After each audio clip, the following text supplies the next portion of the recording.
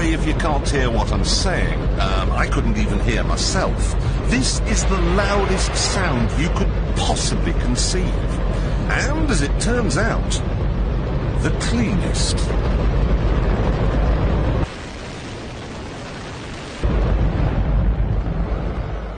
Now, the most amazing thing is that that cloud up there, which was generated by the engine, is just a mixture of hydrogen and oxygen. It's water vapour. And in about an hour's time, someone in Mississippi is going to get wet washing. It will actually rain. I told you.